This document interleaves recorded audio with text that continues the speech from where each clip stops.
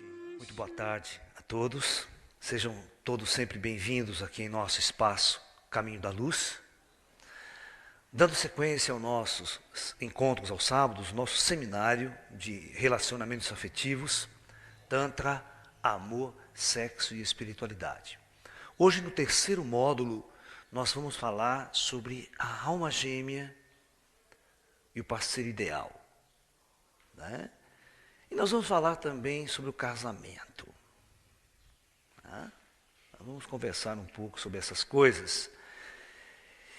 É importante que as ideias elas vão se completando. Na aula anterior, nós falamos muito sobre a repressão sexual. Como o ser humano, numa sociedade como a nossa, é um androide. Ele é fabricado pelo sistema, ele é produzido com ideias, né? Programado com ideias religiosas, programado com ideias sociopolíticas e culturais. E a sexualidade, na nossa sociedade, as religiões programaram como algo pecaminoso, como algo feio. E os grandes cientistas, os grandes psicólogos da história da nossa civilização, Sigmund Freud, Wilhelm Reich, todos esses grandes terapeutas, esses grandes cientistas, verificaram que a repressão sexual é uma das causas mais profundas das doenças psíquicas que o ser humano e emocionais que o ser humano carrega em sua existência. Os traumas que advêm da infância, que advêm de certa fase da juventude, constrói a personalidade doentia do ser na sua fase adulta. Ok? Então, nós vamos falar desse conceito, né, sobre alma gêmea e o parceiro ideal. A pergunta crucial é: existe mesmo a minha alma gêmea? Aquele ser perfeito que casa em todas as suas proporções comigo? Foi fabricado para mim, é o côncavo e o convexo do Roberto Carlos. Né? Vocês estão entendendo? Existe isso ou é um mito? Existe na natureza espiritual de nossas longas jornadas kármicas pela superfície terrestre, na nossa roda de samsara, ou seja, nas encarnações sucessivas no espaço-tempo, almas que vêm caminhando juntas por um longo período e vivenciando reencarnações sucessivas e tendo essas interações ao longo do tempo. Então nós vamos conversar e tentar responder essa questão para vocês. Em primeiro lugar, nós vamos colocar essas ideias, como o ser humano nosso é doentio aqui, e depois nós vamos tentar colocar daqui para frente, os seminários para frente, a posição da filosofia do Tantra. Como o Tantra vê, né, o relacionamento afetivo, como o Tantra vê a existência ou não de uma alma gêmea, como o Tantra se relaciona, qual que é a filosofia fundamental do tantrismo para o relacionamento a dois. E aí vocês vão ver qual que é o modelo ocidental de relacionamento a dois, é o casamento. Tá? Muito bem. Então vamos começar. O ser humano nasce nessa sociedade. Por que ele procura incessantemente o outro? Então veja bem, primeiro ponto. O ser humano é profundamente solitário quando nasce nesse planeta. Aquela estrutura fundamental da solidão. A alma está enclausurada dentro de um corpo, né? A alma ela está praticamente aprisionada num corpo físico. E ela se esquece totalmente de sua natureza pretérita. Então, é um sentimento de solidão tão profundo que essa alma, que esse ser carrega. Um ponto. O segundo ponto que nós analisamos, né, nas nossas palestras anteriores sobre esse tema, é exatamente a energia sexual, né? A energia do prazer, a energia sexual, que é a energia sexual. Analisamos as três fases, né? Freudiana, a fase oral, a fase anal e a fase genital, onde a energia sexual se manifesta. E quando o indivíduo chega então na puberdade, né? começa-se então a grande procura pelo outro.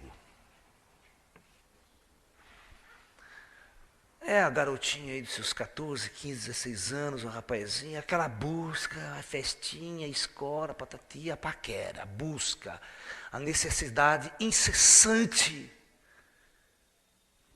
E é exatamente neste período que advém uma das maiores doenças que o ser humano pode carregar em sua existência, que é a paixão. Que ele confunde totalmente com a palavra amor. Ninguém ama outra pessoa. Você se apaixona por outra pessoa. Amor, você não pode falar que você ama um parceiro sexual, afetivo. Porque esse amor, ele é falso. Ele é uma paixão. E eu vou mostrar para vocês que ele é um estado doentio e desequilibrado do ser.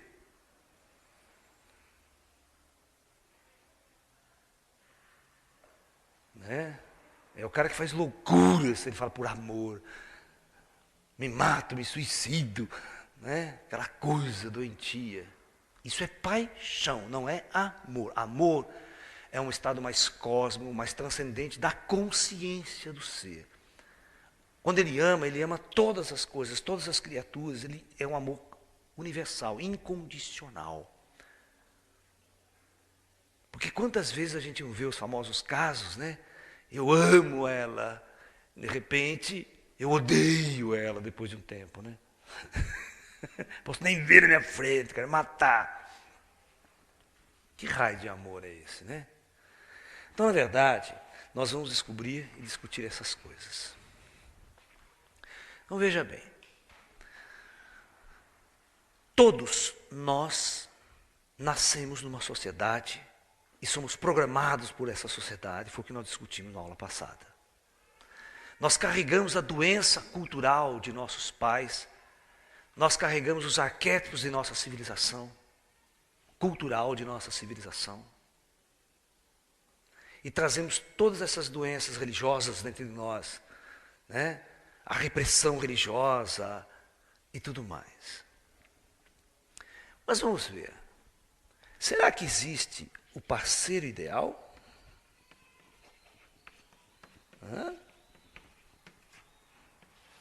Será que existe mesmo o parceiro ideal? Eu creio que a maior parte das pessoas começam a montar em sua mente, os jovens principalmente, os mais velhos não, porque já passaram pela vida, já viram que a coisa não é por aí. Mas os mais jovens que estão chegando agora para essa jornada terrena, eles começam a projetar e a construir dentro de sua mente o ser ideal. Você pode até fazer uma pesquisa nas escolas, eu sei disso, porque eu trabalhei muitos anos da minha vida com jovens nesta faixa de 16, 17, 18, 19, 20 anos, dando aula em colégio, cursinho. Então eu convivia demais com isso. Então se você fizer uma pesquisa, chegar nessas classes e perguntar para a menina, me fala qual que é o namorado ideal para você. Aí ela vai falar, eu queria um loiro, olho azul, assim, assado, tal. E ela vai descrever o que ela quer. Você está entendendo? Então todas as pessoas começam a projetar o seu ideal. Aquela pessoa bela, bonita, tal, papapá. Dificilmente alguém consegue criar o ideal de uma pessoa feia.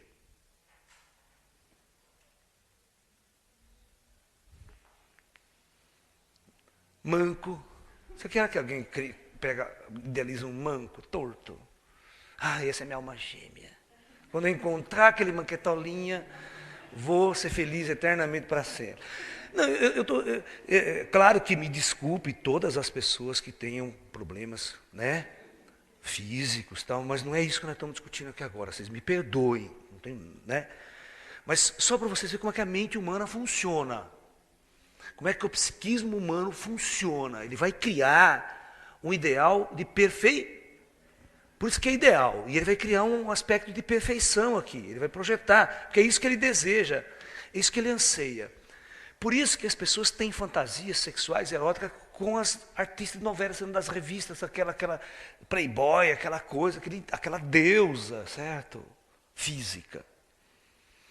Então as pessoas começam a projetar essa imagem. E não é só a imagem física que ela projeta a imagem, ele tem que ser médico, tem que ser isso, ela projeta as características todas, entendeu?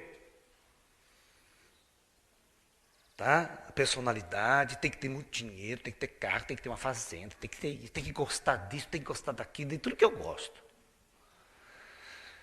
Então você começa a projetar. Então, muito bem. Quando você projeta, agora você vai ter que sair à busca, né? Vamos procurar esse treco aí. Então, você vai no boteco, começa a procurar. Então, começa aquilo que a gente chama de sair à caça, em busca de. Então, neguinho, toma um banho de loja, perfumão francês, aquela coisa toda, né? E vamos à caça. Vai no boteco fim de semana, vai no posto, na avenida, não sei aonde, onde tem todas as baladas da vida. E a missão desse cara, 24 horas por dia, agora é ficar procurando aquilo que ele projetou, o seu ideal. Aí vocês vão entender por que há frustração constante na vida, porque as pessoas são afetivamente frustradas. E por que os relacionamentos que elas entram não dão certo, não funcionam? Na maioria dos casos. Raras e raríssimas exceções é que a coisa dá certo. É porque a forma como nós criamos o modelo de nos relacionarmos com o outro é doentio, é imperfeito. Se nós tivéssemos uma outra maneira, uma outra construção social para nos interagirmos com o outro, civilizações avançadas fazem dessa forma. Civilizações primitivas e atrasadas vivem constantemente no conflito e na doença psíquica, emocional. Né? Muito bem. Então, a primeira pergunta que você deve se fazer, esse seminário está baseado nesse livro aqui, Relacionamentos Afetivos, que eu escrevi, né? Tanto amor, sexo e espiritualidade. Eu costumo destacar no livro, à medida que eu vou escrevendo, eu boto umas frases chaves em negrito, assim, que são frases para a gente mentalizar e entender a questão fundamental. Muito bem. A primeira pergunta que nós devemos fazer é a seguinte: será que eu sou uma pessoa ideal para alguém? Porque você está procurando uma ideal para você. Você construiu um modelo de perfeição. E você? Será que você é perfeito para alguém? Olhe para si mesmo. Comece a fazer uma reflexão. Volta para dentro. Porque você começa a exigir no outro um monte de características que você deseja. Mas você nunca parou para pensar, olhar para você, será que eu tenho todas as características que o outro também vai projetar?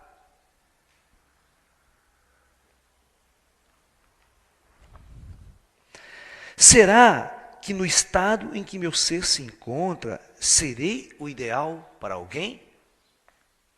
Cheio de neuroses, cheio de conflito.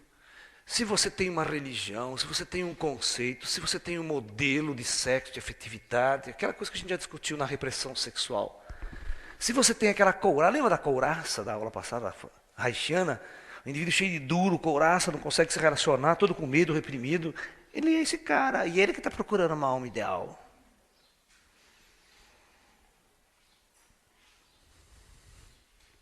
Então essa é a primeira pergunta que você tem que se fazer. Quando você vai buscar o ideal, o perfeito para você, primeiro você tem que perguntar, será que eu sou perfeito para alguém?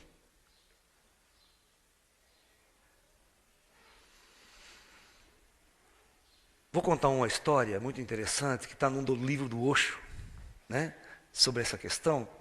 O Osho conta uma história muito interessante, que ele era professor numa faculdade na Índia, e tinha um outro professor amigo dele, né, que um belo dia chegou assim para ele e falou assim para ele: olha, eu encontrei a mulher ideal da minha vida. Nossa, ela tem tudo, mas tudo aquilo que eu sonhei numa mulher. Ela é assim, é intelectual, é bonita, é sexy, é gentil, amorosa, e gosta disso, tudo que eu gosto e tal. E, presta atenção, ele tinha marcado um encontro com essa moça, com essa descoberta fantástica, essa raridade planetária, né? E ele ia para o motel com a mulher à noite. Ia ter a sua primeira experiência com a sua alma gêmea, com a sua parceira ideal. Muito bem. Dia seguinte, chega lá esse professor na sala, o professor com aquela cara de...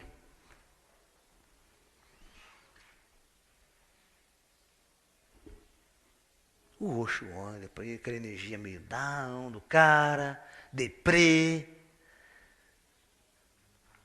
Mas escuta aqui, meu amigo, me conta, como é que foi a noite com a sua mulher ideal? Do jeito que o Osho é, quem conhece. Me conta aí, como é que foi esse encontro com a sua parceira? Você me disse que tinha encontrado a mulher perfeita de sua vida, a alma gêmea. Que olha, ela era realmente tudo o que eu sonhei na minha vida. A mulher perfeita, ideal, que eu sempre desejei na minha vida. Então, mas o que aconteceu? Por que você está tão triste assim? Porque eu descobri que eu não sou nada daquilo que ela projetou para alguém. O problema maior de tudo é esse, gente. Quando você encontra essa mulher perfeita, que tem todas as características que você sonhou, você tem que saber, será que eu sou tudo o que ela sonhou e projetou também?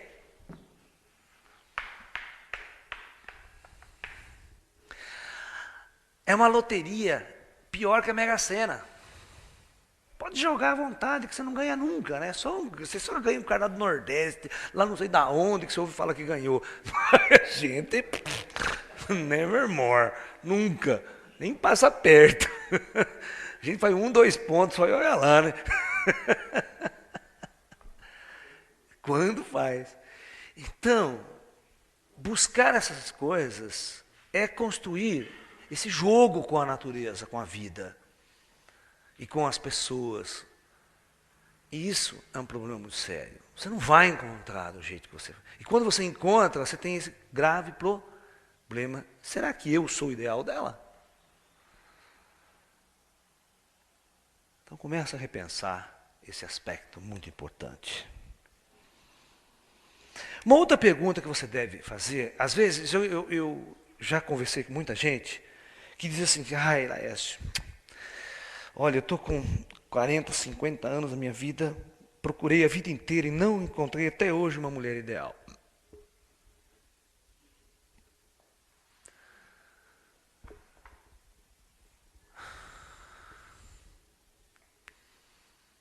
Então, quer dizer que você vai morrer virgem? Não vai relacionar com ninguém porque não achou a mulher perfeita? Então, a segunda pergunta que eu faço para vocês, que eu coloco em destaque nesse meu trabalho, nesse meu livro. Será que esse ser que construí e projetei dentro de minha mente e de meus ideais existe realmente no mundo real, no mundo natural? Ou só existe na minha mente, na minha criação interna? Será que irei encontrá-lo no mundo real? Porque, na verdade, vocês vivem de sonhos de Branca de Neve e os 7 Anões, da Bela Adormecida. Esses arquétipos são construídos na mente de vocês. Todos desejam um príncipe e todos desejam uma princesa. Que é o ideal, que é o projetado. E aí, quando isso acontecer, vocês serão felizes para sempre. Só que não tem nenhuma historinha dessa, que são historinhas babacas, infantis, que formam o caráter psíquico do ser humano, que são histórias babacas e surrealistas, que elas não existem na realidade. Ninguém conta a história da Branca de Neve e 7 Anões 6 meses depois do casamento. A maior encrenca no palácio, a Branca de Neve ficou gorda, feia, descabelada. O príncipe já está saindo com as empregadas, com outra, traindo, botando chifre na princesa. Ninguém conta o day after do relacionamento afetivo. As crises, os conflitos. Por isso que eu gosto, às vezes, né, do nosso escritor brasileiro,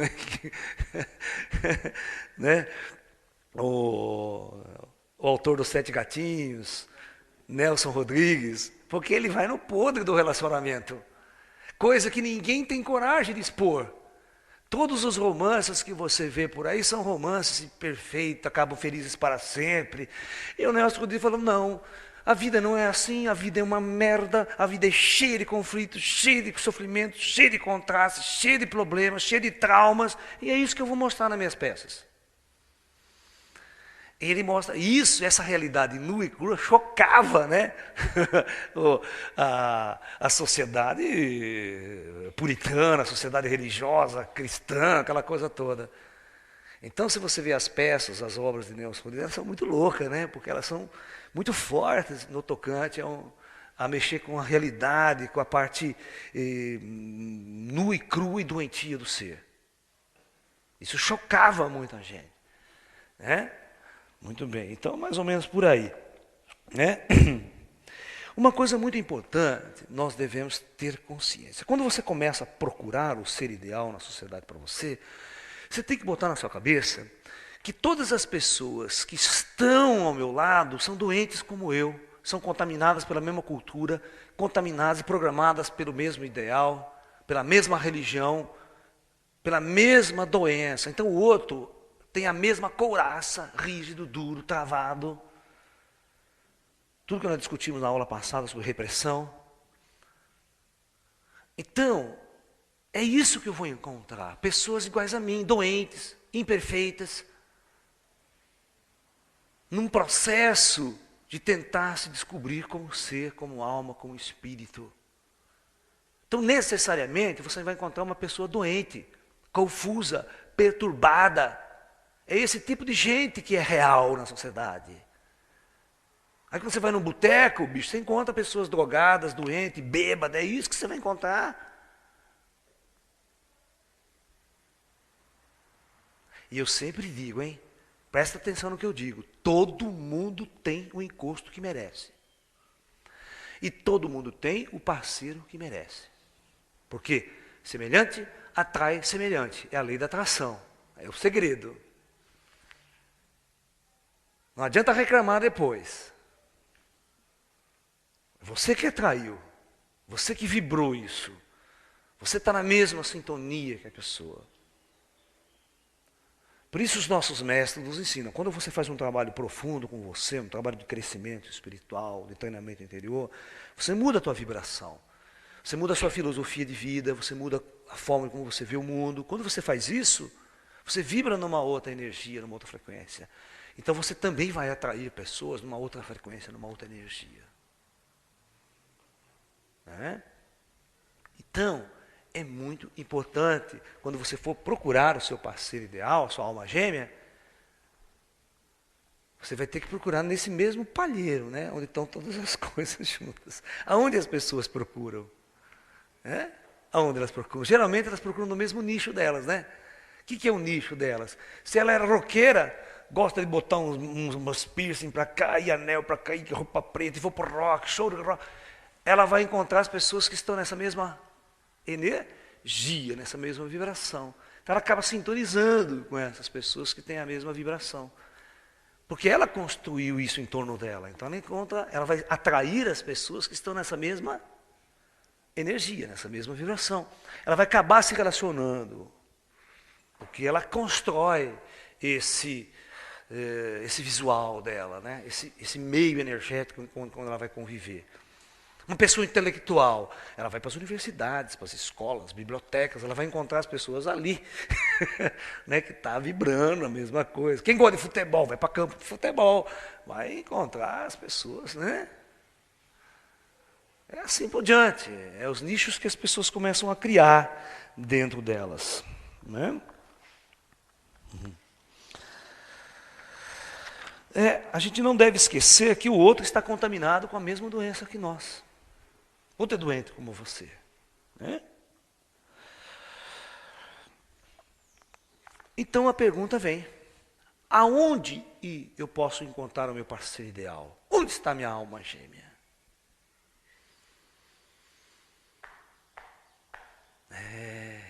Então nessa sua busca, presta atenção.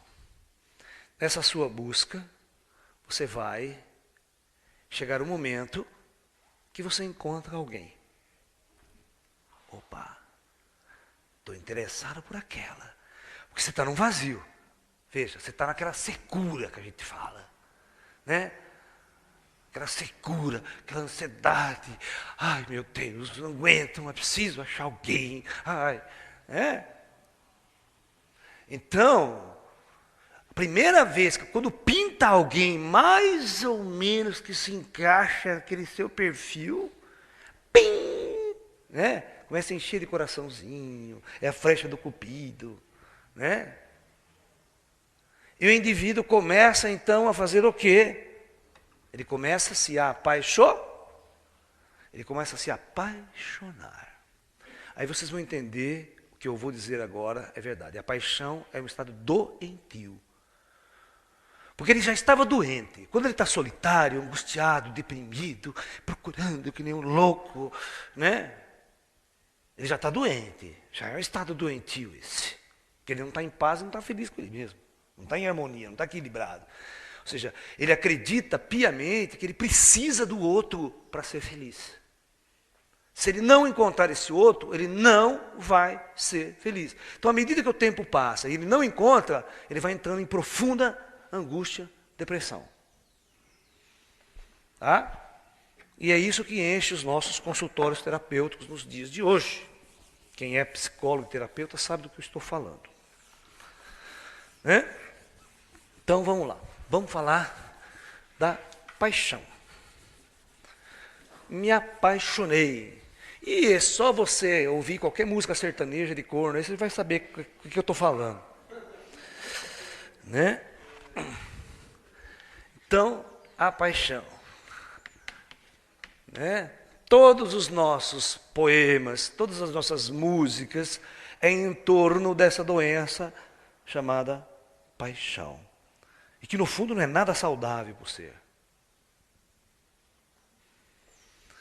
Então, o indivíduo acha aquela pessoa, mas então ele se apaixona. Mas quando ele se apaixona de verdade, você percebe que ele entra num desequilíbrio. O que é esse desequilíbrio? Ele só pensa nela. 24 horas por dia, aquela imagem não sai da cabeça, aquela mulher não sai da cabeça. Né?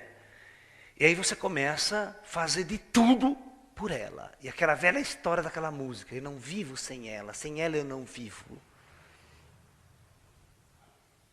Ou seja, você deposita toda a sua existência agora, você deposita toda a sua felicidade, a sua realização como ser no outro.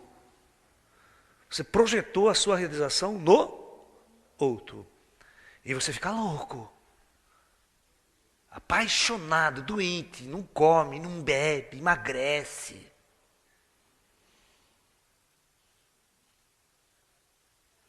E agora tem um outro problema, né? Você tem que conquistar.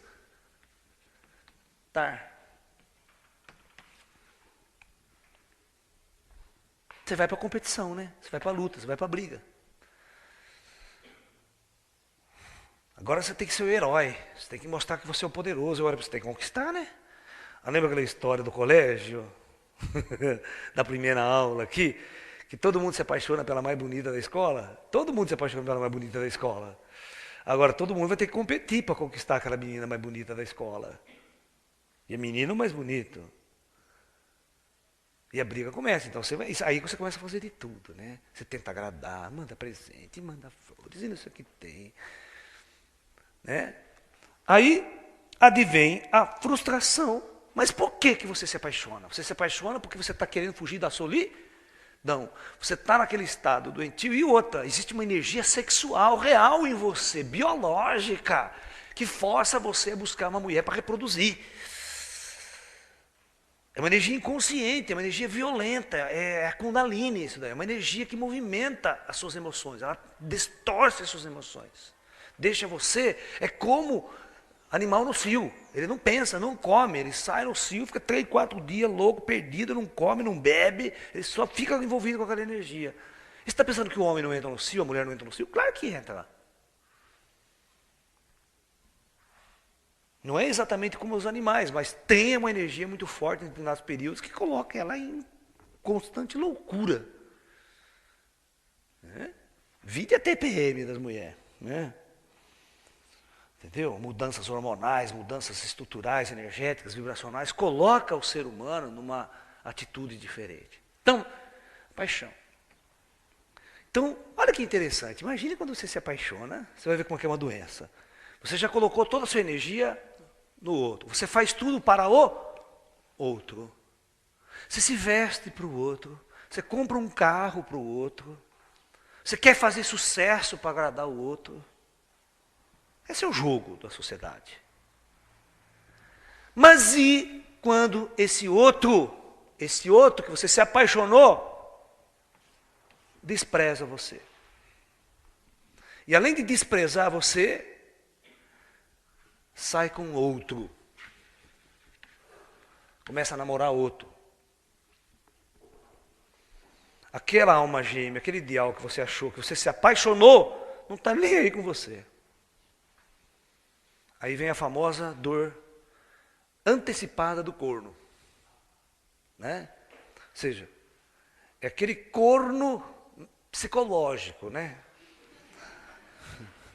Porque ele achava inconscientemente que aquela pessoa era dela, né?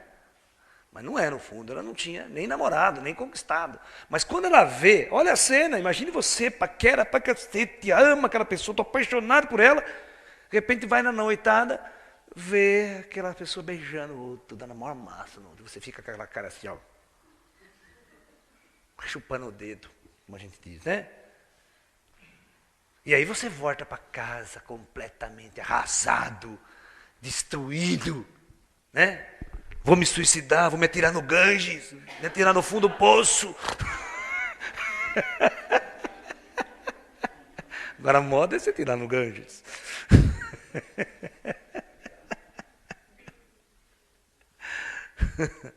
Não é? Veja, se a paixão fosse algo interessante, que fosse te elevar, te harmonizar, você não ficava nesses estados.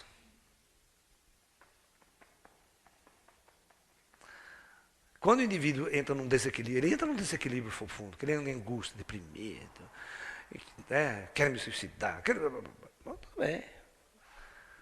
É uma fase. A paixão está aí. Então vamos ver como que a paixão leva você a um estado de profunda angústia, profundo sofrimento, profunda dor, profunda desarmonia de todos os seus centros de energia. Primeiro, você se apaixona por alguém e esse alguém não se apaixona por você. É a famosa frase musical, amar sem ser amado. Ô, coitado. Isso é uma das coisas mais comuns desse planeta, né? E da juventude do ser. Amar sem ser amado, uma grande frustração. Todas as letras de música, a maior parte fala disso. Música sertaneja, então, nem se fale. Primeiro ponto, então, que você já vai se frustrar. É o amar sem ser amado. Na verdade, nós não deveríamos nem usar essa frase, né? É apaixonar-se sem ser correspondido. Okay? Não é amor.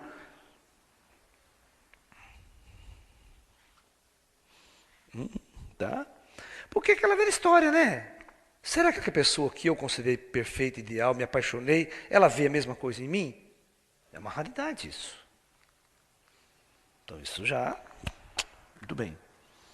Muito bem, vamos supor que acontece aquela história da Branca de Neve, do príncipe. Eu encontrei aquela minha alma gêmea. Me apaixonei por ela. E ela também, num lapso de memória, também se apaixona por mim. É aqueles 2, 3 meses de paraíso na terra. É beijinho pra cá, ai meu bem, ai, né? Maravilha. Parece que estou no céu. Mas o tempo passa. As coisas mudam, as coisas se transformam.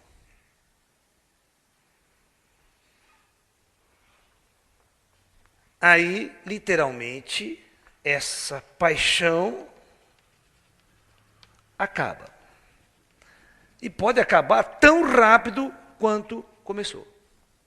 E quanto mais rápido ela começa, mais alto ela começa, mais cedo ela termina. Pode escrever o que eu digo. Porque isso é como funciona a energia nas pessoas.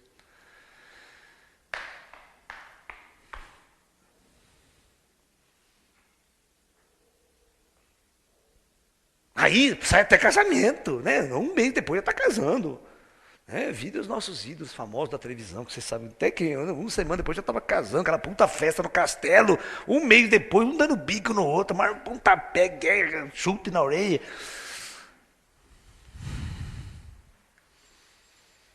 Conto de fadas, televisão, vai tudo lá filmar, né? O casamento do príncipe Charlie e a Lady Di. Você viu que beleza que deu depois que a Lady começou a dar para os outros, né? Lady Di.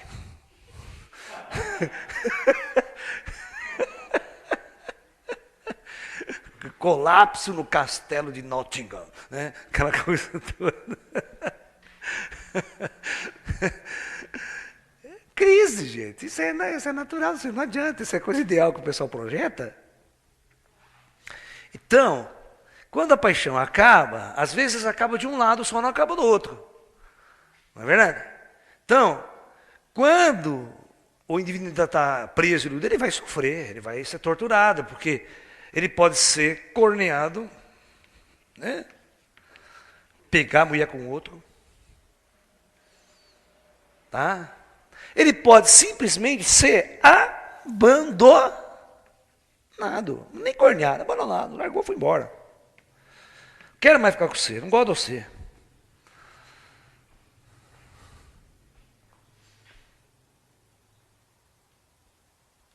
Aí advém novamente a queda do castelo construído.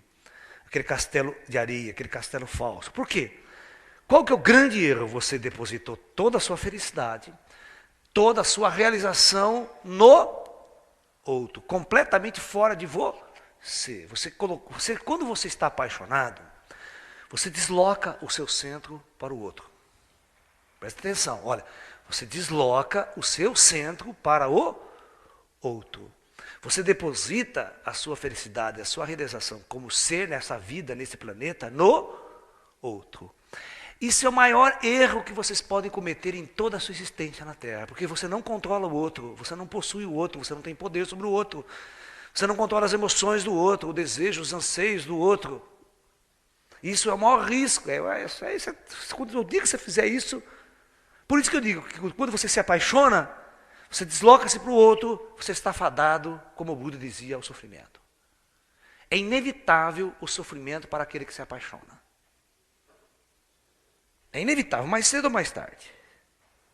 Porque todo relacionamento, quer vocês gostem ou não, eles funcionam assim.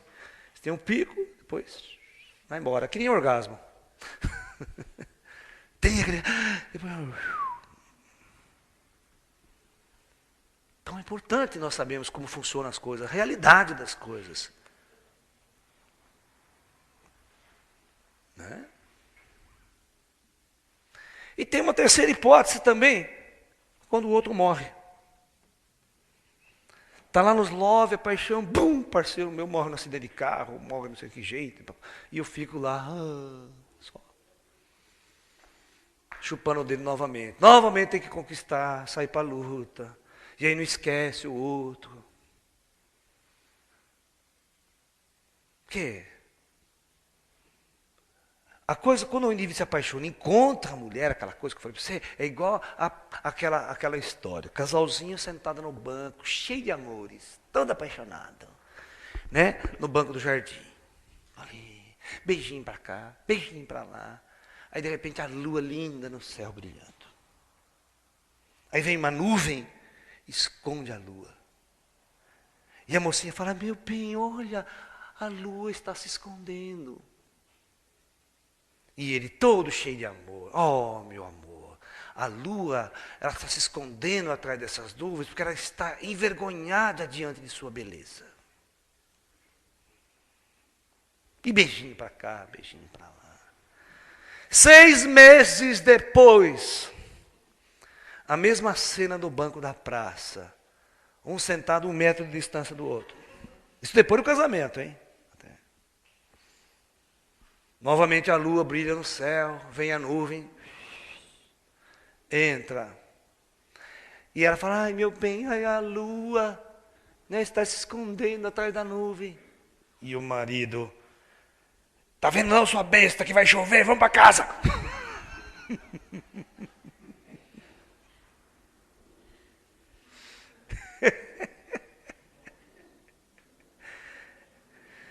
O duro que é verdade.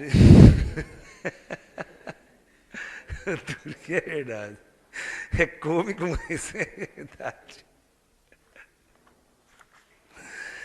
Ai, meu Jesus amado, não?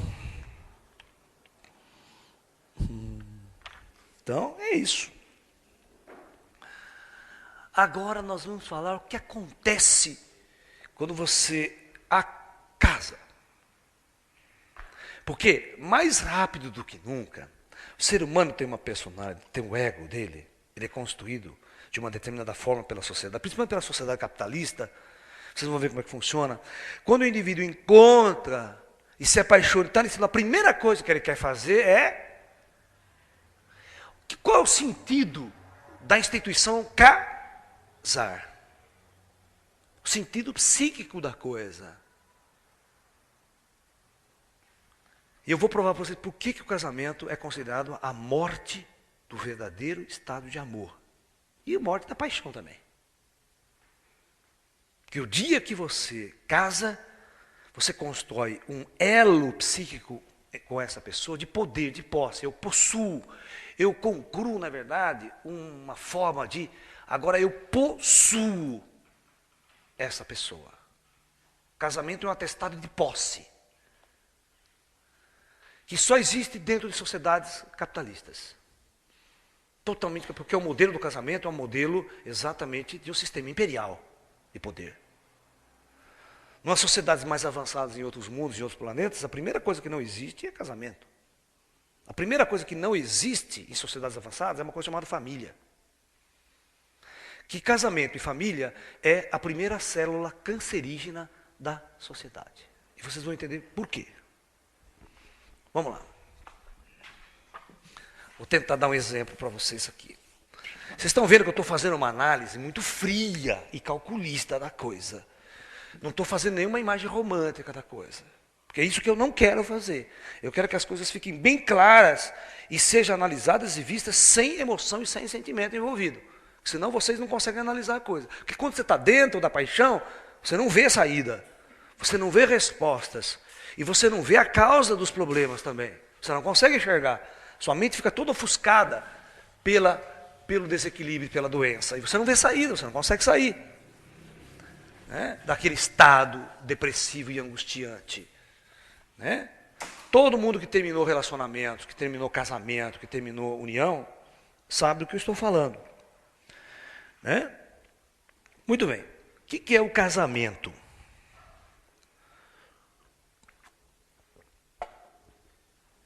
Vamos pegar o macho da espécie para fazer uma análise, porque todas as sociedades primitivas e antigas, elas foram patriarcais e não matriarcais, ou seja, quem comandava a ação na sociedade eram os machos da espécie. As mulheres sempre foram, nessas sociedades do passado, objetos de manipulação dos homens. Tá? Então, esse arquétipo ainda existe dentro do macho, dentro da nossa sociedade moderna. Até pouco tempo atrás, na nossa Constituição brasileira e de muitos países, a mulher não mandava nada. Certo? No casamento. Ele era o chefe da família, o chefe da casa, e se ele se separasse, ele com a mulher ficava sem nada, jogada na rua. E ele era o dono de tudo. Concorda comigo? Essa era a lei brasileira e a lei de muitos outros países. Você vai no Oriente Médio, então, nos países muçulmanos, onde a mulher é um zero à esquerda na sociedade. Porque esses são arquétipos da civilização antiga, de como a civilização tratava a fêmea da espécie ao longo da história. E esse arquétipo está ainda embutido. Né? Você vê, passando nas novelas de hoje, né, a família arruma o casamento. Não é você que se apaixona e escolhe quem você quer. Não, é tudo um acerto comercial o casamento. É um acerto financeiro, não pode misturar castas, né? Onde se viu, que loucura. Então, vamos entender o homem. Vamos entender o homem como um indivíduo assim. Um corpo dele, o corpo. E dentro deste homem está a sua mente. Solitária, sozinha, vivendo aquele vazio. Ok? Então, a personalidade, tudo que ele aprende, toda a cultura que ele assume, cultura religiosa, cultura sociopolítica, cultural, se ele nasce numa sociedade muçulmana, se ele nasce numa sociedade católica, se ele nasce numa sociedade ateu, completamente que são os marxistas, se ele nasce numa sociedade capitalista, ele vai criar uma personalidade e que nós chamamos isso de ego. Toda essa personalidade, toda essa coisa, a gente chama de ego do ser humano, o ego dele. E numa sociedade capitalista, desde tempos imemoriais, se você olhar uma sociedade tribal, uma sociedade até animal dos animais, eles vão fazer isso. Primeira coisa que eles fazem é, no seu ecossistema, no seu meio ambiente, delinear um território de seu domínio. Então, o tigre, por exemplo, ele está lá na floresta, ele está aqui. Aí ele vai construir radialmente um território que ele vai considerar como propriedade dele. Presta atenção, psicologicamente, como é que a coisa funciona. Então, ele demarca fazendo xixi, ele vai demarcando todo esse território aqui. Por isso que os cachorros, o gato, ele faz xixi em tudo quanto é canto, marcando o território. Que é para que o outro não entre, para que quando o outro macho chegar ali, perceba que aquele território tem outro tigre, tem dono. O tigre, o gato, o cachorro, os animais marcam dessa forma, certo? E como é que o ser humano marca o seu território? Fala para mim. Vamos ver. Cerca. Muito bem, constrói uma cerca de arame farpado. Então o homem vai lá e constrói a sua cerca. Então tudo que está aqui dentro passa a ser propriedade dele. Muito bem. Como o homem, o gato, o cachorro, o animal que não tem a capacidade de construir e manipular coisas, ele vai achar uma toca para morar, né? Um buraquinho, que a gente chama de casa. O homem então vai fazer uma casa, um abrigo. Então o homem vai lá e faz uma casa. Aí vocês vão entender como é que funciona o arquétipo da mente humana. Aí vocês vão ver se o casamento vai dar certo em relação a relacionamento afetivo, em relação a amor. Aí, esse homem começa a plantar aqui, e quando ele sai para fora de uma excursão, tudo que ele acha de interessante, ele traz para dentro do cercado dele, certo? Se ele acha um cavalo, ele traz outro cavalo para ele. Se ele acha uma vaca, ele traz uma vaca para ele. Traz uma galinha, ele traz a galinha. Então tudo começa a ficar propriedade e está dentro do ser. Imagine se outro ser humano vier aqui tentar entrar no cercado e roubar as coisas dele. Vai dar tiro, vai matar, vai começar o conflito. É isso que acontecia nos territórios do passado, nas guerras das grandes nações. O conflito começa primeiro aí, dentro do ser humano. E ele vai se extrapolar. Aí o que é? Isso aqui é uma propriedade do indivíduo, não é? O ego do indivíduo, tudo bem. Aí sai num avião hoje em dia, Sai num avião e olha a fotografia de uma cidade. Vocês vão ver que toda a cidade é feita até assim, ó. Pode ser sítio, quando sai da cidade, vem as rurais, tudo cercado, tudo dividido. Cada um desses daqui a gente chama de uma família, de um homem, de um proprietário, de uma casa. Então todos estão cercados, todos estão vivendo dentro do seu cercado. Este é o modelo social e cultural. Aí você vai ver a doença, de onde ela vem? Ela vem lá de trás. Tudo bem, vamos pegar, aí eu vou provar que isso aqui é a célula cancerígena da sociedade. Por que ela destrói, que causa guerra, conflito, e vai à guerra nuclear, e vai se bobear a destruição total do planeta? Esse cara aqui, presta bem atenção, ele começou a construir toda a sua personalidade, todo o seu ego. Foi lá comprar um carro, trouxe aqui para dentro. O carro é propriedade dele agora, certo? Vamos sair dos tempos antigos, vamos para o tempo moderno. Então ele faz a casinha, compra um carro, propriedade dele. Você já pensou se alguém vai lá e dá um risquinho no teu carro? Novo, comprei novo. O cara fica um doente mental, quer matar. Sai no trânsito, arranca revólver e mata. Quanta briga de trânsito.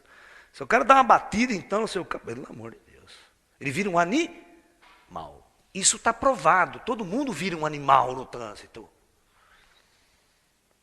Tem até aquele famoso filme, né, do Walt Disney, né, que tem o Pateta lá no trânsito, né? Uma arma mental. Tocou no carro dele, então é como se tocasse no seu próprio corpo. Porque tudo que está aqui dentro de cercado é a extensão do ego dele. A extensão dele mesmo. A propriedade é a extensão dele mesmo. Então veja bem, ele traz carro, traz galinha, traz casa, traz todas as coisas ele constrói aqui. Ele não se interessa nem um pouco pelo que está acontecendo na propriedade do Isso aqui pode ser uma favela, cair nos pedaços, o cara pobre está nem aqui, ele quer que o cara se lasque, porque é uma competição. Agora está faltando o quê, hein? Ele comprou carrinho, comprou tudo, enfeitou, pintou a casa. O que está faltando para ele trazer para a casa dele, para a propriedade dele? Tudo que falta. O ideal, está fartando minha parceira ideal, minha alma gêmea, meu ser, minha doce, minha vida, minha paixão, minha tudo, o meu tudo. Então, presta atenção no que vai acontecer. Enquanto essa mulher está lá fora, é apenas uma namorada, não está dentro do cercado. Então, psicologicamente, ele não é dono dessa pessoa. Ele não tem uma lei. A mente dele sempre vai perceber que ela pode partir a qualquer momento, porque ele não tem a posse. Ele não está no cercado. Então ele faz de tudo para agradar, manda flores, esse beijinho para cá, beijinho para lá. Mas o dia que o nego inventa essa história de casar, ele traz o indivíduo para... O que acontece? A mulher, no inconsciente desse homem, passa a ser a sua propriedade. Que está dentro do seu cercado. Dentro da extensão do seu ego, a sua posse. Por isso que da mesma forma, quando alguém risca o carro dele, ele vira um animal, e quando alguém passa a mão na bunda da mulher dele? O que vocês acham que acontece? Que é literalmente como se alguém vai numa festa, num barzinho, alguém olha para a mulher dele, fica paquerando. O bicho vira um animal. Não, quer matar, quer destruir, forma encrenca, porque mexeu na propriedade dele, que é a extensão do ego dele. Então, veja, quando você veio para o cercado, ele relaxa. Eu não tenho mais que fazer mais nada para atrair a fêmea, já é minha. E vocês podem perceber que a nossa mente humana, ela funciona da seguinte maneira: enquanto você não possui, você se esforça para conquistar. Depois que você conquistou, aquilo perde o valor e você passa para uma próxima conquista. Você até... Tem gente que se mata para comprar um rádio, um carro, um aparelho de som. Pô, larga lá, nem escuta aquela porcaria lá. Vai lá buscar outras coisas depois. Querer comprar outras coisas.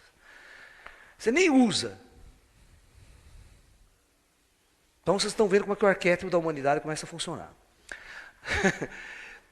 Então, isso significa que ele não vai se esforçar mais tanto para agradar essa mulher. Porque agora é minha mesmo, propriedade, já possuí. Então começa a cair a afetividade, a ação afetiva começa a mudar. Como ele tem a propriedade, ele dorme sempre com ela, faz sexo todo dia, a hora que quer, com o passar do tempo ele perde o interesse, ele perde o tesão, ele perde um monte de coisa. Até aquela paixão ele acaba perdendo. Por isso que em muitos casos, esse mesmo macho começa a ter amantes, procurar outras pessoas, prostitutas, isso, aquilo, porque ele tem a fantasia e começa a viver, quer viver lá fora. Vamos ver como é que os filhos desse casal, vocês verem como é que a doença começa a se expandir. Então esse casal aqui vai ter filhos.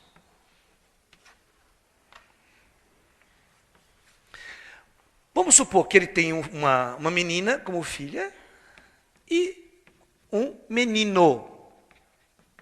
Vocês vão ver como é que vai funcionar. Vocês vão perceber que o menino, macho, é a extensão do ego do próprio pai. É a extensão do pai.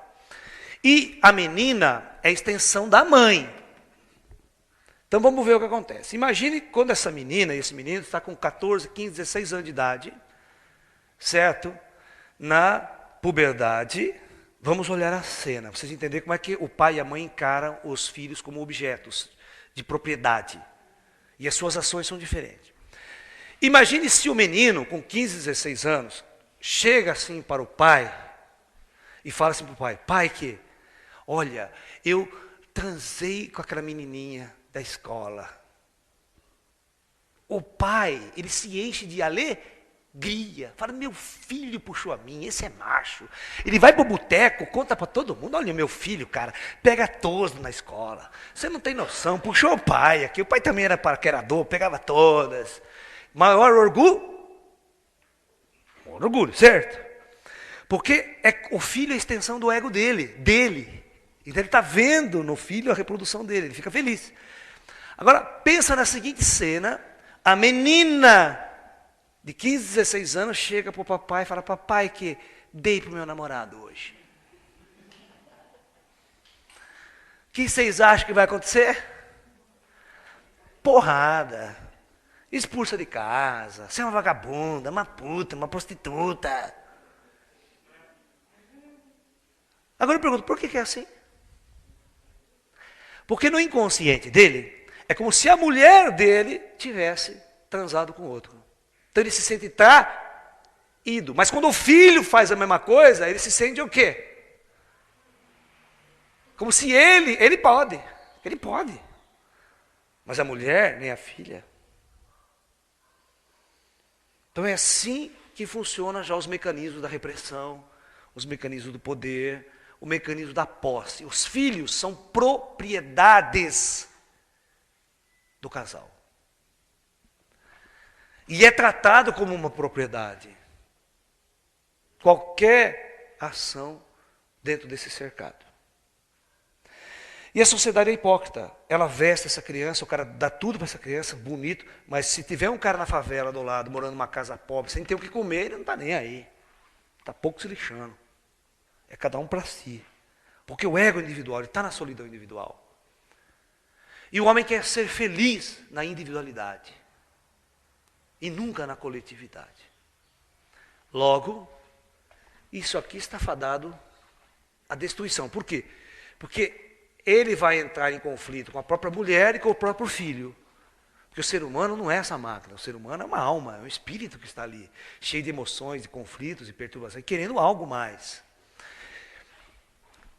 Por isso que a gente chama que essa é a primeira célula cancerígena da sociedade, porque aqui isso aqui é um câncer. Não vai funcionar isso aqui. Pode funcionar por um pouco tempo, mas chega um ponto que isso aqui entra em colapso. É pai que briga com a mãe, briga com o filho, e pá, hoje em dia você vê.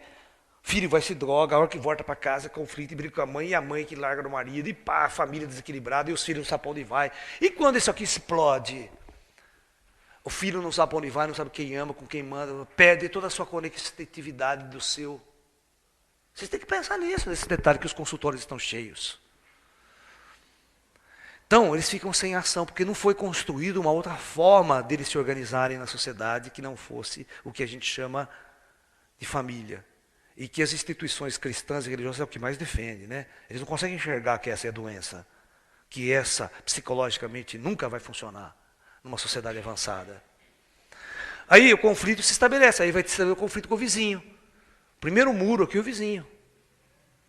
E um conjunto de casas faz uma nação, faz uma cultura. E essa nação, na fronteira entre as nações, é que acontecem as guerras e os conflitos. Todos vocês sabem disso.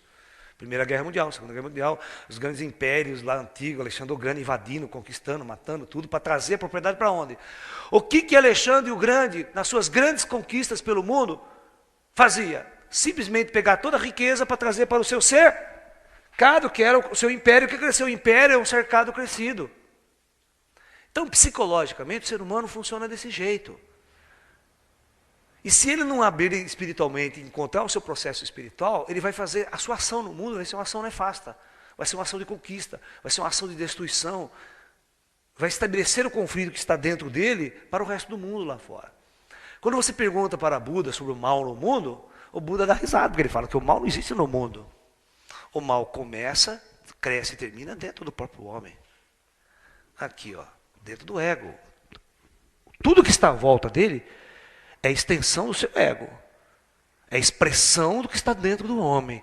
Então, se o mundo está em guerra, pode ter certeza, é porque o homem internamente está em colapso, ele está em guerra, ele está em conflito. E nunca ninguém ouviu os grandes avatares, os grandes mestres da humanidade, como Buda, Jesus, né? Lao Tzu, Confúcio, Maomé, os grandes mestres da humanidade, falando: o problema é esse. Se você não consertar esse ponto, se você não abrir a tua alma e descobrir o Deus que está dentro de você, você sempre vai procurar fora de você aquilo que sempre esteve dentro. O reino dos céus, Jesus dizia, se encontra dentro de cada um de nós, não no outro.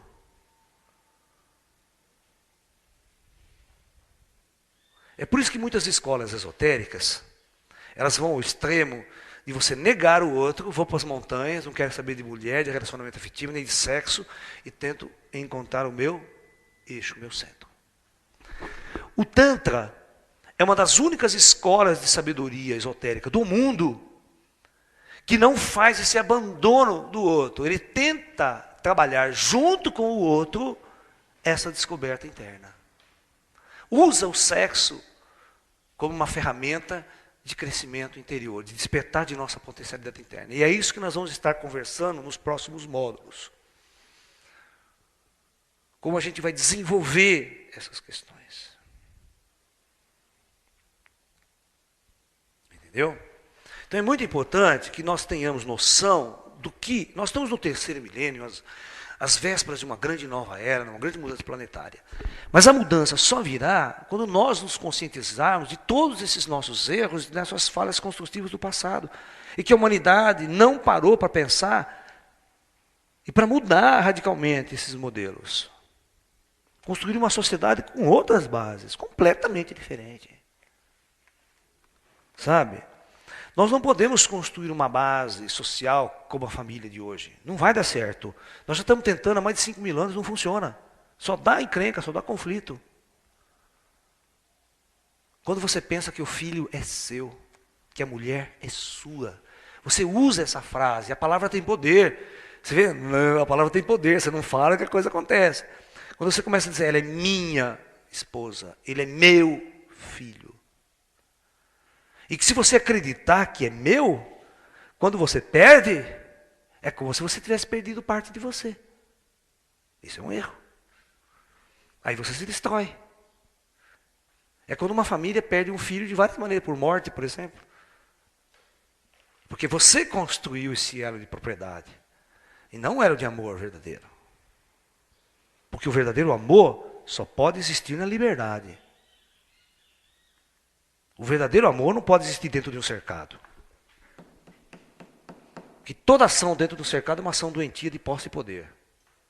E de controle. E desse controle surge uma coisa mais doentia ainda, mais doentia na personalidade de ambos, que é os ciúmes. Vocês acham que os ciúmes é o quê? Os ciúmes é o medo de perder o equilíbrio da propriedade. Os ciúmes é uma ameaça constante ao seu estado de poder. Eu tenho posse da minha mulher, eu tenho posse do meu filho. A partir do momento que tem alguma ameaça, essa ameaça eu reajo com uma ação. Essa ação se chama ciúmes. E quanto mais insegura é uma pessoa numa relação, maior é o ciúmes. Quanto mais o indivíduo percebe que ele não tem poder sobre o sentimento do outro, maior é o ciúmes.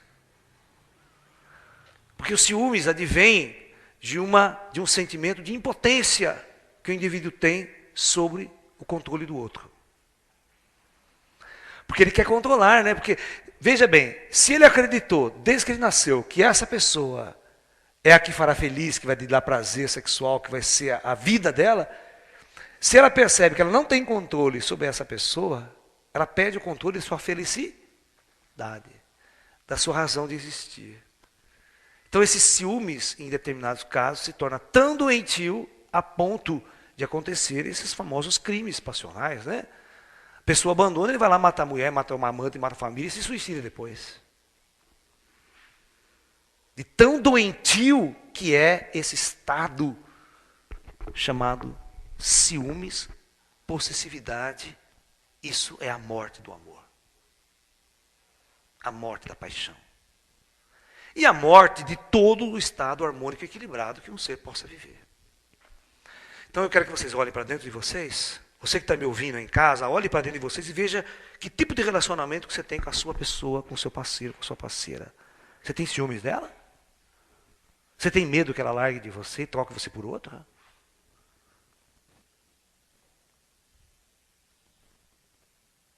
O que você faria se isso acontecesse? Que tipo de controle você realmente quer ter?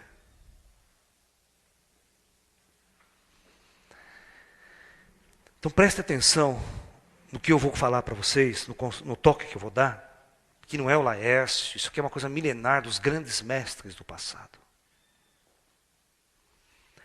Nunca, preste bem atenção, nunca deposite a sua felicidade fora de você. Nunca deposite a sua realização como ser no outro. Não importa quem seja esse outro. Nunca faça isso. Você está fadado a ser destruído o dia que você fizer isso. Faça como os grandes mestres sempre nos ensinaram.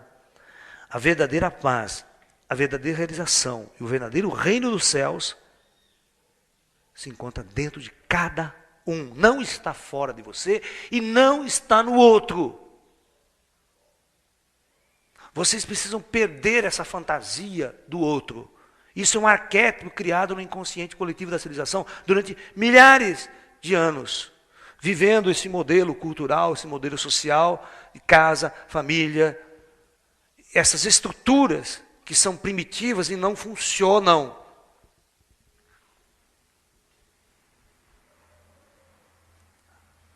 Tá?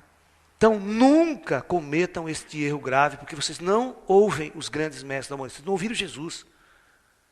Jesus sempre disse, buscai em primeiro lugar o reino dos céus, se você quiser ser feliz.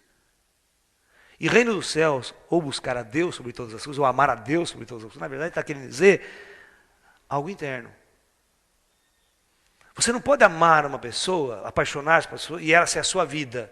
Não, esse é o erro, você deslocou o teu centro para fora. Você tem que buscar lá dentro a sua felicidade. Então, quando você estiver em harmonia, em equilíbrio, a forma como você vai se relacionar com o outro não vai ser de posse, de ciúmes, nem de propriedade. Na aula que vem, quando eu for falar do Tantra, eu vou estar mostrando aqui qual é a forma ideal de você se relacionar com outra pessoa. Se desse jeito é doentio, não vai funcionar, vai ser catastrófico, e é um modelo que todo mundo faz na sociedade, todo mundo quer viver isso, todo mundo quer casar, entrar numa igreja, para com isso. Isso aí é primitivo, isso não funciona mais. Todos os consultórios psicológicos estão cheios de pessoas doentes e 99% é problema afetivo. Problema de casamento que não funciona, que não deu certo, de frustração amorosa, frustração afetiva. Bicho, Até 50 anos atrás, a estrutura social era criada de determinada maneira, presta atenção, em todos os países do mundo quase, onde a mulher, estava lá o macho dentro da casa e a pobre da mulherzinha aqui. Ela era propriedade desse macho. Se ela resolvesse ir embora, sair do relacionamento, ela ficava completamente destruída, porque ela não tinha propriedade, ela não tinha poder, não tinha mais nada, e tinha a velha fama de ser uma mulher separada. Ela não tinha direito a nada. Quem ficava com a propriedade, a casa, tudo, era o macho. Então, ela era escrava desse macho. O casamento, na maior parte das pessoas, pode fazer um estudo no passado, já tinha acabado no primeiro mês do casamento. Mas ela não ia embora, ela aturava esse marido, esse relacionamento para o resto da vida. Era o modelo, veio a Índia, o modelo cultural, mulher casa, não existe quem separa, não existe separação, porque você tem que aturar aquele casamento arranjado, arrumado, de propriedade. O Japão era muito assim, a China era muito assim, as culturas medievais, e esse arquétipo veio. Então, esta mulher, o casamento já tinha acabado, destruído, mas ela não se separava. Agora, hoje, a partir da revolução da mulher, a emancipação da mulher, que a mulher vai para o trabalho, a mulher vai fazer faculdade, ela vai estudar, ela vai conseguir sua autossubsistência, sua autoindependência. É por isso que os casamentos não duram um ano, a maioria dos casos. Pode fazer uma pesquisa, faz uma estatística, ela séria mesmo, vocês que são terapeutas, psicólogos, faz uma estatística. Quantos casamentos tem por ano? X. Quantos casamentos terminam em um ano? Vocês vão ver que vocês vão dar risada. Porque elas têm alternativas para ir embora, elas não têm medo mais de ir embora. Essa instituição, esse cercado, já não afeta tanto psicologicamente mais essa pessoa. Então o casamento acaba mesmo. Antigamente no Brasil, antes do que a gente chama de divórcio, existia o desquite, mas para separar a lei criava tanto problema que desquitar demorava 20 anos para você desquitar. Hoje o divórcio sai no mês seguinte, né? Estou livre, posso casar de novo. Você vê como que o sistema era amarrado. Então hoje a instituição casamento, ela não tem solidez nenhuma. Não tem estrutura sólida nenhuma. Nunca teve, mas toda a falsidade dela caiu por terra. E hoje, casar e separar é a mesma coisa de eu sair com você hoje, amanhã não sai mais. Vou com outra. Por isso, casar é bobagem. Quem casa hoje, pode ter certeza que não está bom da cabeça ou é doente do pé. Porque se você realmente raciocinar, se pensar seriamente, a melhor coisa, fica junto, vamos ficar junto. Esquece a instituição. Vamos ficar junto, vamos ser namorados, vamos namorar. E na melhor das hipóteses, você vai para a tua casa, eu vou na minha. Nem morar junto. Aí vocês vão ver como funciona melhor. Porque toda a estrutura, quando você consegue criar as coisas, você quer ser dono do outro, quer possuir, quer dominar, quer controlar. Controlar até o que o outro sente, até o que o outro pensa. Se vocês lessem o pensamento de suas mulheres e de seus maridos, vocês não ficavam um segundo, não tem uma família que se estruturava um segundo. Vocês vão ver o que é traição. O que é ser corno mentalmente falando. Você acha que o seu marido pensa em você 24 horas por dia? Seu marido fantasia sexualmente com você 24 horas por dia? Você está pronto para aceitar essa realidade se você lesse a mente do outro? Por isso que você não lê a mente do outro. Igual aquela propaganda que tem da cerveja, né? Que a mulher começa a ler a mente do outro, né? Fala para parar, que não dá para aceitar a realidade, não. Não dá. Por isso que eu falo para vocês, a verdade nua, crua, do jeito que eu estou colocando aqui, do jeito que eu estou apresentando para vocês, ela dói muito, ela fere muito, principalmente uma coisa que a gente chama de romantismo. O Laércio não é uma figura romântica. Eu sou uma figura clara, honesta com vocês. O romantismo que criaram nos livros de ficção, tal, na verdade, uma roupa muito fantasiosa que se veste em torno de uma realidade doentia. E nós devemos acabar com isso. Nós devemos acabar com essa doença da humanidade, que enquanto o homem não se encontrar afetivamente, ele não evolui espiritualmente. Ele fica travancado espiritualmente. Ele não cresce espiritualmente. Enquanto ele não resolver essa questão afetiva, essa questão interna. Então, na próxima aula, nós vamos falar o caminho do Tantra. Como você deve encarar um relacionamento afetivo no caminho do Tantra. Como que deve ser um parceiro ideal no caminho do Tantra? Será que no caminho do Tantra eu vou ficar projetando parceiro ideal? Ai meu Deus, eu quero aquela. Quero que você não acha nunca. Como é que o Tantra vê? Como é que eu vou me relacionar? Com quem eu vou me relacionar? Aí se vocês vão entender melhor a história do Gotu, que eu vou contar para vocês no final de uma sociedade que existe na Índia, onde a sexualidade e o sexo é totalmente liberado na sociedade. É uma coisa muito interessante. Nós vamos conversar sobre isso, e existe isso no mundo nosso planeta, aqui, Terra. Sociedades muito avançadas que trabalham com a sexualidade de uma forma completamente diferente dessa que a gente está vivenciando aqui, que só criou doentes mentais, só criou traumatizados, só criou criaturas reprimidas.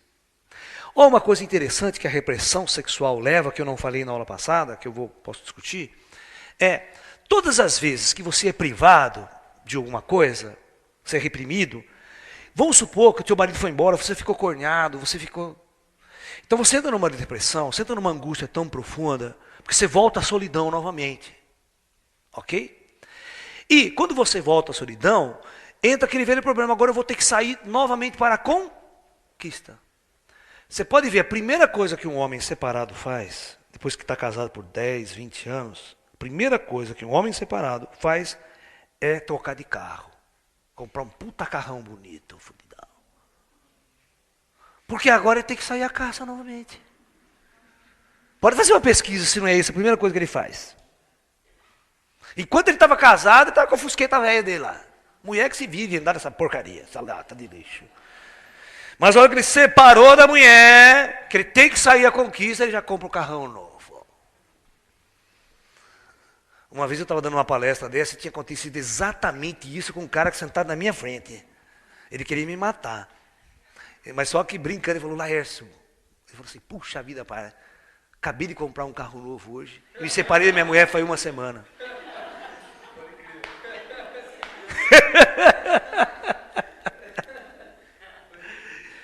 Então, quando uma pessoa fica muito vazia, não consegue, mesmo jovem, quando não consegue conquistar, não acha alma gêmea, está na frustração, ou perdeu no casamento.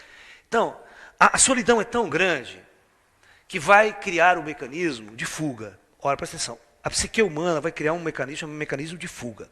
E os mecanismos de fuga são os mais interessantes possíveis. Presta atenção nos mecanismos de fuga freudiano, jungiano e todas as outras yangs mais.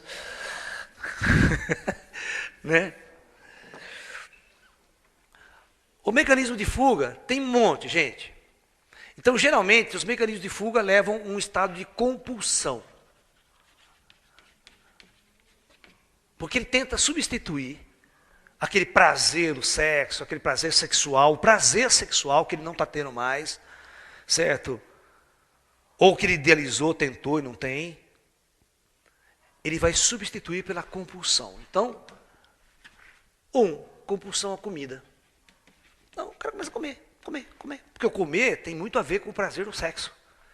Porque na fase oral, ele comia porque dava prazer na boca. Ele era impulsionado a comer. Então, o comer é muito bom, dá prazer. Então, você começa a comer. Para preencher o vazio, aquele vazio do afeto, da solidão. Mas só que tem um problema. O cara começa a comer, não para, e come. E chocolate, então, para as mulheres. A mulher fica louca, quando está depressiva, angustiada. Né? E chocolate, e come. E aí o problema, quando você mais come, o que começa a acontecer com o corpo da pessoa?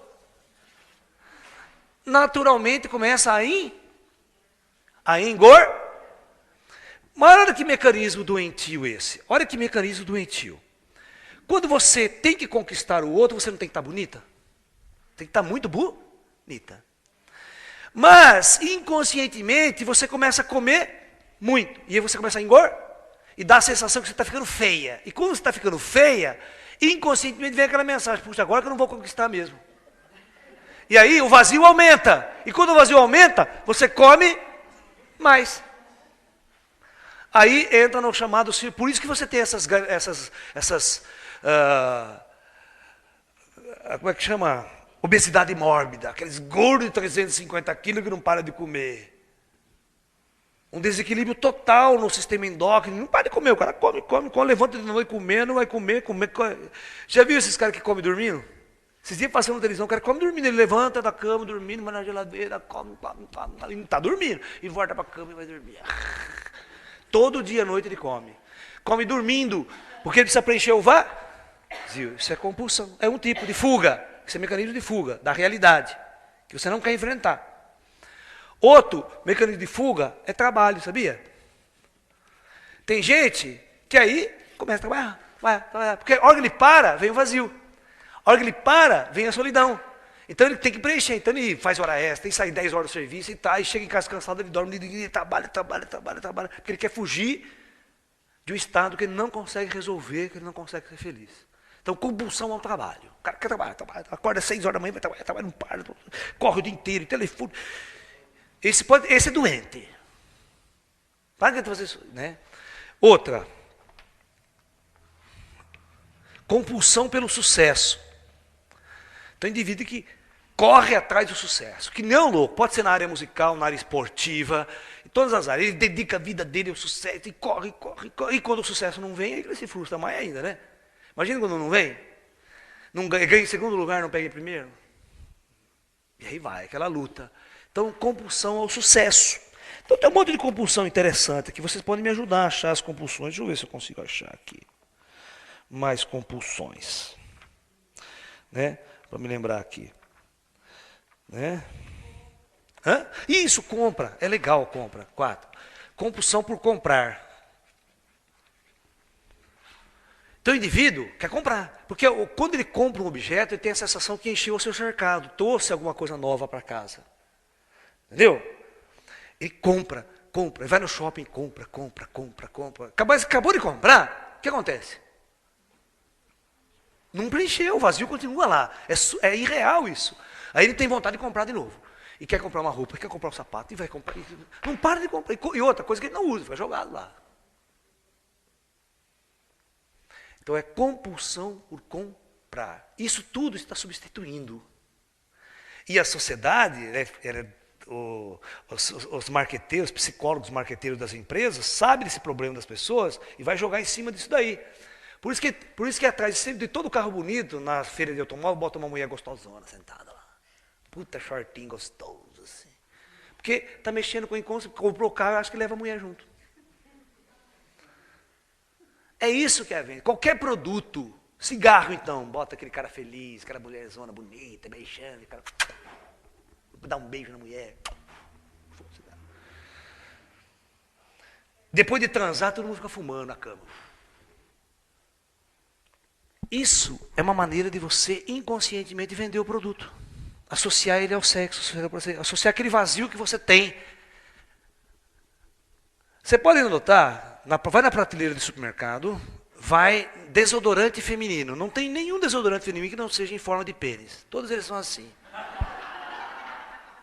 Óbvio, é verdade. Pode escrever o que eu digo. Existe algum desodorante que não tem essa forma? Raríssimo, né? Não vende, mas não vende. Fica lá na prateleira. Todo desodorante, a maior parte deles tem esse formato. Pode olhar, pode fazer a pesquisa no mercado. Faz um favor, vai lá, pega um desodorante que está lá no meu quarto para mim, traz aqui, correndo. Vou mostrar para você se é verdade ou não. Subliminar, isso é tudo energia psíquica trabalhando com a sua frustração. Ele vai vender para você, fazer você comprar exatamente aquilo que inconscientemente você está realmente necessitando, que é preencher o seu vazio, sua afetividade e seu sexo. Entendeu? Aí, você está entendendo? Aí, ó. O formato sempre é um formato, olha aqui, ó. É meio subjetivinho, mas tá, né?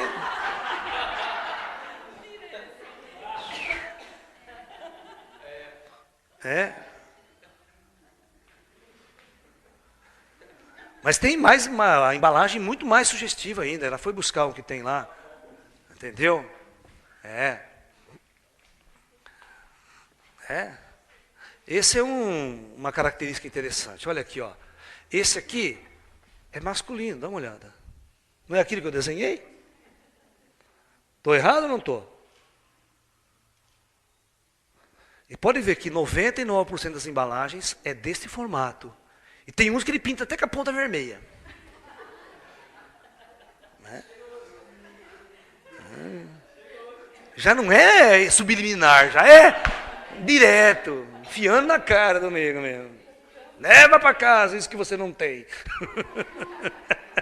Se o teu marido já broxou, leve esse. Serve para dois tipos, né? Serve como consolo e como desodorante.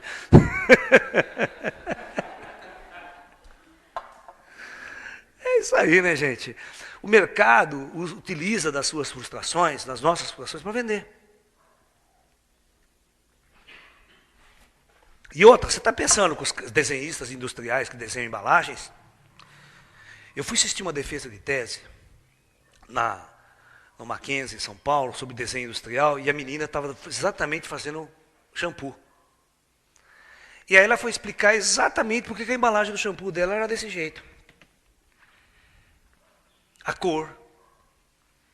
Tudo subliminar, respondendo ao mercado. Se você for produzir um produto para o homem e para a mulher, é completamente diferente. A forma e a cor e a embalagem que você vai produzir esse produto. Ok? É muito interessante. Então, o sistema sabe do nosso defeito e quer vender tudo isso para nós. E se nós não acordarmos para uma realidade superior, uma realidade mais elevada, nós caímos nessa armadilha doentia de nossa civilização. Porque, gente, a nossa civilização é uma civilização extremamente primitiva.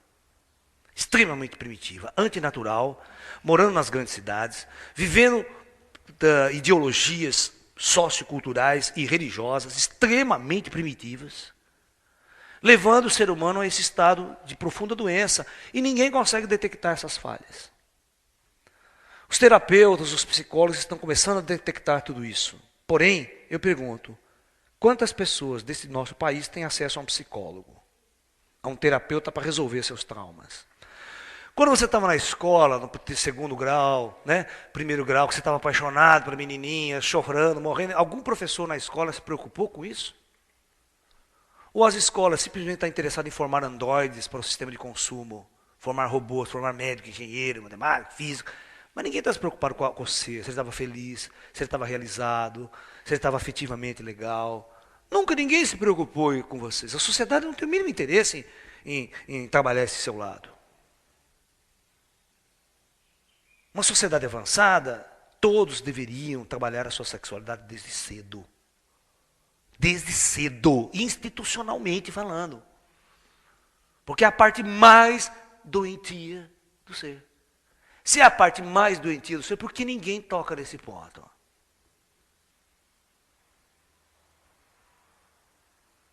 A energia sexual é a energia mais poderosa que emana do ser.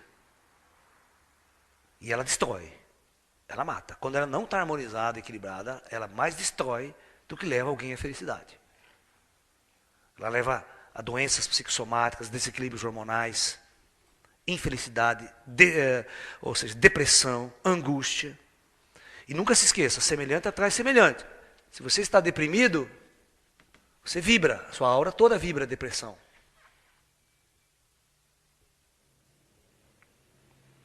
Você atrai aquilo que você é. Então você precisa sair desse estado, elevar a tua energia, aí você está pronto para atrair gente legal do teu lado, pessoas mais ups, alegres. Senão você atrai um doente que nem você. Aí a coisa fica muito ruim, é dois doentes tentando andar junto. Se você não consegue nem cuidar da minha doença, vou ter que carregar outro. Uma vez, eu fiz um exercício, presta bem atenção, eu fiz um exercício para mostrar isso para vocês prático. Eu dava esses dois cursos, às vezes, prático. Então eu vendei as duas pessoas, um grupo de pessoas, eu peguei casais. Falei, vamos pegar casais aí e tal. Venda a pessoa. Aí eu amarrei a mão da pessoa na outra. Aí eu falava, agora vocês vão caminhar. Tentando exercício. Então as pessoas vendadas e amarradas, um queria ir para um lado, queria ir para o outro, arrastava o outro, sabe aquela coisa toda? Tal, e, claro, casou, amarrou, apaixonou, você está amarrado. E como nesse planeta todo mundo anda nas trevas, se você quiser ir em qualquer direção, você tem que arrastar o outro. E quando você arrasta o outro, você não tem paz, você não tem, o outro não quer, o outro quer puxar você para o outro lado. E o outro quer puxar você para cá. Não, eu quero ir para lá. Eu quero ir no futebol, não, eu quero assistir novela. E aquela briga em casa, e aquele conflito, e o conflito se estabelece aí. Aí no final do exercício, eu simplesmente desamarro as pessoas. E elas se sentem livres agora para caminhar. Elas se sentem leves, porque pode ir para onde ela bem entender, sem ter que arrastar ninguém nesse processo. É um exercício prático que mostra no inconsciente da pessoa o que é estar apaixonado, o que é querer levar alguém na sua jornada. Não é fácil. Ok? Então, por hoje é só. Espero ter dado um resumo. Mas vocês sempre vão entender. Olha, nunca pegue o bonde andando, hein? Para você entender essa palestra de hoje, legal, com profundidade, assista o número 1, o número 2 e vai até o 7º. Porque nós, como o seminário ele é muito longo, as ideias são colocadas aos pedaços. Quando você vê ele todo, você tem uma visão completa dessa experiência humana, da questão afetiva humana, dentro desse contexto maior. Ok? O nosso próximo módulo, então, que é o 4º módulo do nosso trabalho, nós vamos falar sobre Tantra, o caminho do prazer. Como é relacionar-se com uma outra pessoa através da filosofia do Tantra e do princípio do Tantra. Ok? Então é isso. Namastê, muita paz e até um próximo encontro. Muita paz.